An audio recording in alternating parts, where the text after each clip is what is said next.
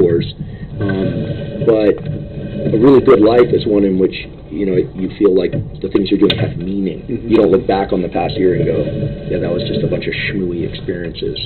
Yeah, I mean, to start on the part you ended on, I mean, I really think reflection on these topics, this is another one that was a big surprise, is that thinking about it later also rewires your brain. Not just the sleeping part, when you're clearly thinking about it and turning it over in your mind. Very good point. But as you're on the way home from the game, as you're planning to drive to the game, or the date, or the business appointment, or whatever it might be, that idea that it's not this, all the learning doesn't happen at the same moment, but there was some preparation that went into it.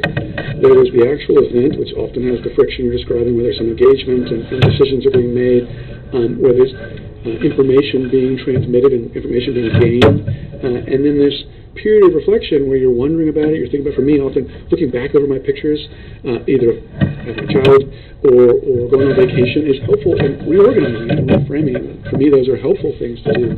But the idea that this is all happening at one snapshot, that's how we used to think of it. We used to think of it as light bulbs went off, you memorize a picture, and you're done. But that's not how any of the ideas, it's not how math is viewed, it's not how language is organized in our brain, is a series of these memorization events. We're trying to make use of it. And what's going to be useful is hard to anticipate, hard to predict. So I like to think of it sort of from an information point of view. How many bits of information? So a bit of information is just a yes or a no. And we now live in a world where a floppy drive doesn't have a kilobit. You're not a Maybe we don't even know what a floppy drive is, but we're dating ourselves. Yeah, you could get gigabits, you can get terabits. So we're talking about billions, trillions of bits, and you wonder, how much did you learn when you were going up to the plate and you were going to hit the ball? Well, there's this pitcher makes a particular look when he's going to give a slider.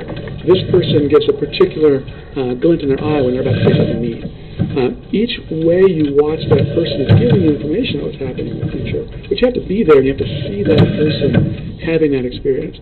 Now as the ball is traveling down to you, or as the person is about to, pull the ball away from you in the Charlie Brown analogy, or whatever the experience is, having that sequence of events, you have a prediction with no reliability that this is going to be a slider.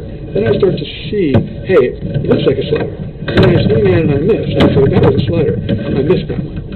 Then I think about it at the end of the day, and I go back, and for many of us, dream about it. What is all that about? My original interest in neuroplasticity actually came because something that happened to me, not something I chose to happen. I worked in a lab in college, squeezing the salivary glands of Drosophila, so the little maggots and the fruit flies. If you squeeze them, they have these banded patterns, which is where all their DNA and their chromatin, their organization of their DNA is organized. And my job was to look and find, it looked like barcodes. So it would be a thick line, thin line, thin line, thick line, thick line. In the saliva? It's actually in the cells. They're